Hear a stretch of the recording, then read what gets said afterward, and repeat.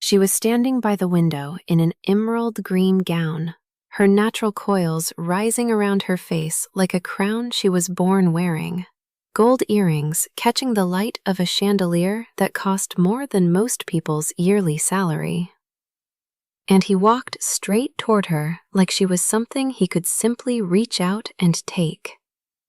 Richard Calloway III, $12 billion. His name on the building, his money on the tables, his hand on her arm. She told him to remove it. He laughed. She was a black woman, alone for a moment in a room full of people who looked through her like she was decoration. And this man, this untouchable, this bull of Beverly Hills who had never once in 54 years been told no in any way that mattered, laughed. But what he didn't know, what nobody in that glittering, chandelier-lit room knew, was that 30 feet away, a door had just opened. And the man who walked through it didn't look at the lights, or the crowd, or the city sparkling beyond the windows. He looked across 300 feet of polished floor and found her in under 3 seconds. And then he saw the hand. What happened next, the 30 centimeters, the silence that made a billionaire's blood run cold, the 2 words that dismantled a man's entire hidden empire without a single threat being spoken, changed everything. Richard Calloway III thought he knew about power. He came into that room as the most powerful man in it. He left 47 minutes early and spent the next 3 weeks quietly tearing apart his own empire, in silence, hoping no one would notice. Before starting the story, comment down below where you are watching from and what time it is there. If stories of karma, love, and hidden truths move you, leave a like. Be sure to subscribe to the channel and click Join to become a member and help our channel. There is a particular kind of man who has never once in his life walked into a room and wondered whether he belonged there. Richard Calloway III was that kind of man. He had been that kind of man since the age of 11, when his father first brought him to a board meeting and sat him at the table. Not in the corner, not in an observer's chair, but at the table, and told him to watch how the men in the room deferred to the Calloway name before a single word about money had been spoken. That was the lesson. Not finance, not strategy. The lesson was that a name, if built correctly, arrives in a room before the body does and rearranges the furniture of everyone else's expectations. By 54, Richard Calloway had spent 4 decades perfecting that arrangement. The gala that evening was his. His conception, his funding, his guest list, his venue. The cause was oncological research, which was a fine cause, though the primary function of the event, as with every event Richard organized, was the invisible one, the circulation of proximity. Who stood near whom? Who received the longer handshake? Who caught his eye from across the room and felt the specific warmth of being seen by someone who had the power to make warmth mean something? He had walked the room 3 times before 10 o'clock, which was his habit. Not to socialize, to inventory. It was on the second pass that he saw her. She stood near the east window, where the light from the chandeliers caught the gold of her earrings and the deep green of her gown in a way that made her difficult to ignore and nearly impossible to look away from.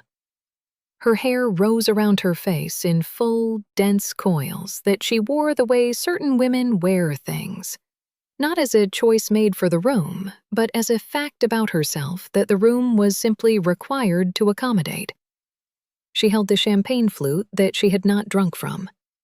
She had the posture of someone who was comfortable standing alone. Richard Calloway had a particular response to women who seemed comfortable standing alone. He read it as an invitation. He had always read it that way. In 40 years, no one had ever corrected him. He crossed the room. What happened in the next 10 minutes was not, from the outside, visibly dramatic. There were no raised voices, there was no scene. To anyone watching from a distance, it looked like a man introducing himself to a woman at a party, which is one of the most ordinary things that happens at parties. From the inside, it was something else entirely. He said her name wrong after she corrected him once. He asked where she was from in the tone that means he expected the answer to explain something he was already assuming. He made a comment about her hair, loose and gestural, the kind of comment that is designed to sound like observation, but functions as a small, precise reduction. And then he put his hand on her arm in the way that men who have never been stopped do. Not as aggression, but as reflex, the automatic assumption of access. She told him to remove it. He laughed. She told him again. And it was in that second, in the laughter that followed the first request and the silence that followed the second, that the evening shifted in a direction Richard Calloway III did not yet have the instruments to detect. Because at that exact moment, on the far side of the ballroom, a door had opened, and a man in a black suit had stepped through it. He did not look at the chandeliers. He did not look at the crowd, or the tables, or the city visible through the tall windows behind the bar. He looked across 300 feet of polished floor and found, in under 3 seconds, the only thing in the room he had come to find. And then he saw the hand. There is a particular kind of walk that has nothing to do with speed. It is not fast. It does not announce itself. It does not part the crowd through aggression or volume, or any of the mechanisms that men who need to be seen use to move through spaces. It parts the crowd the way pressure parts water. Not because anything dramatic is happening, but because the bodies in the room register something at a frequency below conscious thought and respond to it before the mind has time to form a reason. Kwon Jae-won crossed the ballroom in that walk. People stepped aside without knowing they had stepped aside. Conversations continued, glasses were raised, laughter moved through clusters of guests, and in the middle of all of it, a corridor opened, naturally and without ceremony, and he moved through it without acknowledging that it existed. He stopped at 30 centimeters, not at a polite distance, not at the distance of introduction or confrontation, or any of the social geometries that govern how bodies relate to each other in rooms like this one. 30 centimeters is the distance at which the air of one person enters the breathing space of another. It is the distance at which the body cannot pretend that nothing is happening, even when the face is trying very hard to pretend exactly that. He said nothing. This was the detail that Richard Calloway III was entirely unprepared for. In Richard's experience, power announced itself. It had to. Power was, in his understanding, fundamentally a communicative act. The suit, the watch, the room you walked into, the name that arrived before you did, the tone of voice that carried the specific frequency of a man who had never been told no in any register that mattered. Power spoke first. Power set the terms of a conversation by speaking first, and the conversation then organized itself around those terms. The man in front of him did not speak first. He simply stood at 30 centimeters and looked at Richard Calloway with eyes that were so dark and so entirely still that they did not read as a gaze so much as a condition, like weather, like depth, like the specific quality of silence that exists at the bottom of something with no bottom. Richard's hand had left Amara's arm. He had not decided to move it. It had moved. He became aware of his own breathing in a way that he had not been aware of it since he was a child. He became aware of this specific weight of the Audemars Piguet on his wrist, which had always felt like an extension of his authority, and now felt like a costume piece. He became aware that the crowd around them had not stopped moving, had not formed a circle, had not marked the moment in any visible way, and that this somehow made it worse, because there was no audience to perform for, and no performance would have helped him anyway. He opened his mouth. He said the only thing men like him know how to say when the familiar architecture of their power has stopped working. He said his own name. He said it the way it had always functioned, as a key, as a credential, as the thing you produce when a door is not opening the way it should. Richard Calloway, the third. As if the numeral itself carried additional weight. The man at 30 centimeters let the name land in the air between them. And then, without any change in expression, without any shift in the quality of that stillness, he said what he knew. Not a threat, a recitation. Clean and precise, and delivered in the same tone a physician uses when reading results that have already been determined. Informational, almost gentle.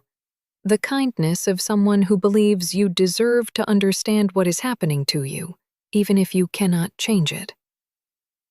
The assets, the investigations, the archipelago of offshore accounts that Richard had spent years making technically invisible. And then, at the end, 2 words. Grand Cayman. Delivered not as accusation, but as coordinate, as proof of something larger, as the corner of a map that implied all the territory Richard had believed no one else could see. The blood left Richard Calloway's face in a way he could feel. He heard himself say, "How did you?" And the man at 30 centimeters simply waited for him to finish the sentence, knowing he wouldn't, knowing that Richard already understood that the question had no answer that would help him, that the answer itself was the point. That someone knew. That knowing had been effortless. That the knowing was not the end of anything, but merely the surface of something that went considerably deeper. Amada stood slightly behind and to the left, her clutch in her hand, her posture unchanged. She had seen men deliver difficult diagnoses before. This was not entirely different. There is a specific moment in the collapse of a powerful man that is almost invisible to everyone, except the people who have been waiting for it. It does not look like collapse. It looks like composure. It looks like a man straightening his jacket, recalibrating his expression, reaching for the social mechanisms that have served him for 5 decades and arranging them back into position with the practiced efficiency of someone who has survived difficult rooms before. The jaw firms. The shoulders settle. The eyes find a neutral point slightly above the eye line of the person they cannot bring themselves to look at directly. Richard Calloway III did all of these things in approximately 4 seconds. And then he said the second thing men like him say when the first thing hasn't worked. He asked if there was somewhere they could speak privately. The man at 30 centimeters looked at him for a moment that lasted considerably longer than its actual duration. Then he took 1 step back, a single, unhurried step that restored the conventional distance between 2 men at a party, and said, with the same quiet that had characterized everything he had done since entering the room, that there was nothing left to discuss privately. He said it the way you close a door, not with force, with finality. Richard Calloway nodded. Once. The nod of a man who is translating a situation he does not fully understand into terms he can carry out of the room without losing what remains of his dignity. Then he said something about enjoying the rest of the evening. The sentence came out slightly wrong, the syntax slightly displaced, the automatic social phrase arriving half a second late, and landing with the particular hollowness of words spoken by a mouth that is running on habit while the mind is doing something else entirely. He turned. He walked toward the bar, then past it, then past the cluster of guests who called his name with the warmth of people who still believed they were at Richard Calloway's party. Because they were. Because nothing visible had changed. Because the chandeliers were still throwing their fractured light across the room, and the string quartet was still threading music through the air, and the city was still glittering beyond the tall windows in all its indifferent grandeur. He kept walking. At 21:10, Richard Calloway III left his own gala 47 minutes before it ended. His car was waiting. He got in. The door closed behind him with the soft, pressurized sound of expensive engineering, the sound of a world designed to be seamless and insulated, and exactly as controlled as the man inside it needed it to be. He sat in the back seat and looked through the tinted window at Beverly Hills moving past him in its usual careful beauty. And he felt, in the specific silence of that car, something that his body recognized immediately, even though his mind had not encountered it in so long that it had nearly forgotten the shape of it. He felt small. Not humiliated. Not angry. Not strategizing, which was what he usually did in cars after difficult evenings, turning the sequence of events over in his mind and identifying the adjustments to be made and the calls to place in the morning. He felt simply, cleanly, and completely small, in the way that a man feels small when he has encountered something that exists entirely outside the system by which he has always measured size. He called his head of security. The conversation lasted 90 seconds. He asked for a profile on Kwon Chae-won, and in the pause that followed, 3 seconds, which was 2 seconds longer than any pause his head of security had ever given him. He understood before the answer came that the answer was going to rearrange something. It did. He listened. He did not speak again until the call was over. When it was over, he sat with the phone in his hand and looked at nothing in particular, and thought about Grand Cayman, which was a place he had visited 11 times, and which he had believed, with the absolute confidence of a man whose lawyers were very good and very expensive, was invisible. Someone had seen it effortlessly, had held the information without using it until the precise moment it was most useful, and had then produced it not as a weapon but as a demonstration. The way a man might place a single chess piece on the table beside the board to indicate that he has already seen the next 14 moves, and is simply offering you the opportunity to concede without the embarrassment of playing them out. Back in the ballroom, the string quartet moved into something slow and luminous. Amara Osei accepted a fresh glass of champagne from a passing tray, touched the rim of it lightly to Chae-won's glass, and turned back to the conversation she had been having with a pediatric researcher from Johns Hopkins before the evening had briefly become something else. She did not look toward the door through which Richard Calloway had left. She had already stopped thinking about him. There is a particular kind of silence that follows a man home. Not the silence of an empty house or a quiet street, or the specific hush that falls over a city at 3 a.m. when even the traffic has thinned to something occasional and distant. This is a different silence. It is the silence of a question that has no answer the asker is willing to live with, circling the interior of a man's mind with the patient, unhurried movement of something that knows it does not need to rush because it has already arrived and has nowhere else to be.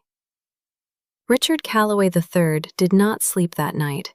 He sat in the study of his Bel Air residence, a room lined with the kind of books that are purchased in sets for their spines and the credibility of their arrangement, and he thought about 30 centimeters. He thought about the specific quality of those eyes at that distance, the way they had held him without holding anything, without heat or hatred or any of the emotional weather that he knew how to navigate because he had spent a lifetime learning to read emotional weather and find the pressure points within it. There had been no pressure point. There had been only stillness, and the information produced from within that stillness, and the 30 centimeters, and then the single step back that had ended it, so completely that he had not understood it was over until he was already walking toward the bar. He called his legal team at 7 the following morning. He did not explain why. He asked for a full audit of every international holding, every partnership structure, every subsidiary relationship that touched anything connected to Asian import and export markets. His lead attorney, who had worked with Richard for 19 years and had learned to ask very few questions, asked one anyway. Whether there was a specific exposure they were looking to address. Richard said he wanted everything clean. The attorney said everything was already clean. Richard said he wanted it cleaner. It took 11 days. At the end of those 11 days, 2 contracts were quietly dissolved, 3 partnership agreements were restructured, and a set of documents related to a holding entity registered in Grand Cayman were revised in ways that cost Richard Calloway approximately $4 million, and which his legal team unanimously considered unnecessary.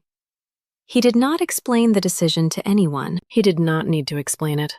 He had spent 54 years building a world in which his decisions did not require explanation, which had always felt like freedom, and now felt, in the particular way that things reveal their true nature in retrospect, like a habit.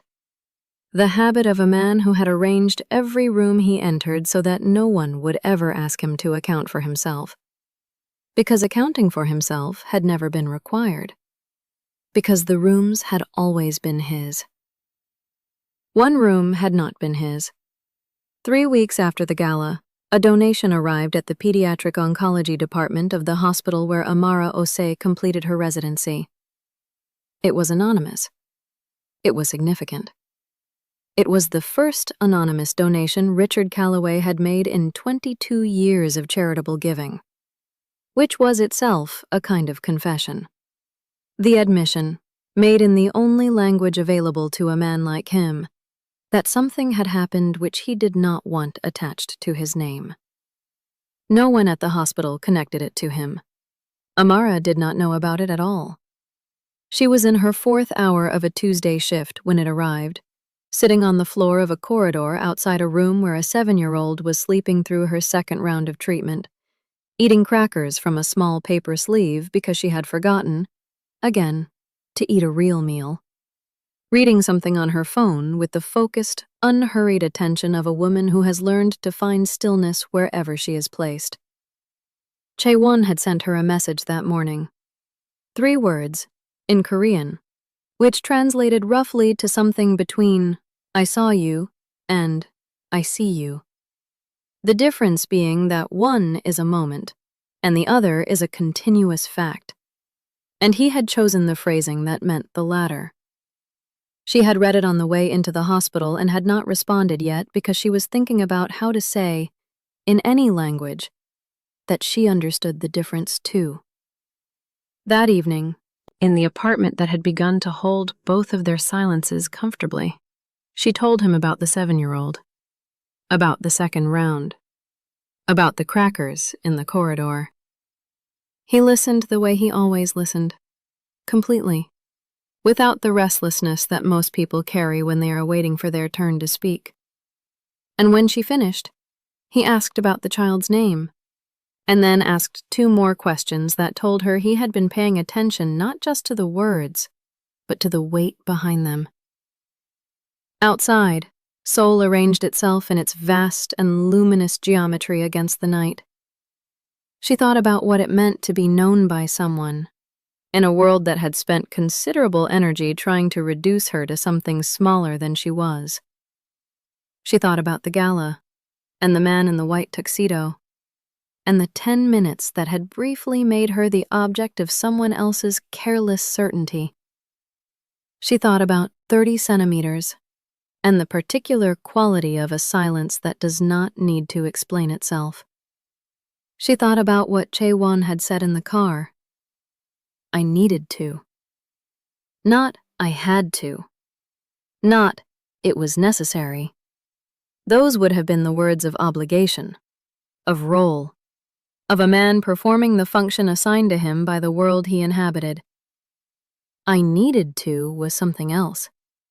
It was the language of a man who had found, late and unexpectedly, and with the full weight of someone who had not been looking for it. The specific thing that made him want to be accountable to something beyond himself. She picked up her phone. She typed 3 words back, in Korean, which she had spent 8 months learning because he murmured things in it when he was almost asleep, and she had wanted to understand. The words meant, roughly, "I know that." But in Korean, as in most languages that have been used long enough to develop their subtleties, the phrase carried a secondary meaning that the literal translation did not capture. Something closer to, "I have always known that. I was waiting for you to know it too." He read it. He did not respond for several minutes. When he did, it was not with words. He sent her, instead, a photograph, taken from the window of wherever he was at that moment, of the city below. Lights scattered across the dark in their indifferent and luminous abundance. Beautiful the way things are beautiful when they are not trying to be, when they simply are what they are, and the night receives them without condition. She looked at it for a long time. Then she put her phone in her pocket, stood up from the corridor floor, straightened her coat, and walked back through the door to where the work was. Behind her, the corridor was empty and quietly lit. Somewhere in Bel Air, a man sat in a room full of books he had never read, in a silence he did not know how to fill, thinking about 30 centimeters. And in a pediatric ward that smelled of antiseptic and something underneath it that was harder to name. Something that had to do with the specific courage of small people fighting large things. Amara Ose knocked twice on a door, waited for the small voice on the other side of it to answer, and went in. Zara never asked to be seen. She just stopped accepting being reduced. And while he stood on that pavement, staring up at her name lit 40 feet above the city that once belonged to him, she was home, working, glowing, untouchable. Not because of luck, not because she was younger, because she finally had a ritual that was entirely hers. Now let me ask you something. If your skin after 45 still isn't glowing the way you know it can, it's not your fault. It's not your effort. It's that no one ever taught you the science behind your skin. How melanin-rich skin reacts differently to inflammation. How collagen can drop 30% in the first 5 years after menopause. How the wrong products, even expensive ones, can make hyperpigmentation worse. And how specific Korean ingredients, used in the right order, can change everything for mature black skin. The guide on your screen right now was built for you. Korean Glass Skin Secrets for Black women 45 and over. This isn't about chasing youth. This is about finally giving your skin the ritual it always deserved. Scan the QR code on your screen right now, or find the link in the description below. If this story moved you, stop for a moment and reflect. Have you ever been in a room where someone looked straight through you, underestimated you, touched something of yours without permission, simply because they believed their power made them untouchable?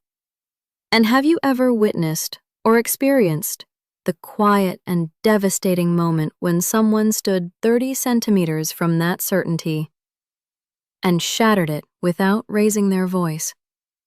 And for those of you who have ever loved someone enough to walk across a room for them, not because they needed saving, but simply because your heart could not stay on the other side of it, tell us your experiences and feelings in the comments. We read them all. And if you believe in stories about dignity, protection, and the kind of love that makes people want to be better, leave a like. Be sure to subscribe to the channel and click Join to become a part of our community and help the channel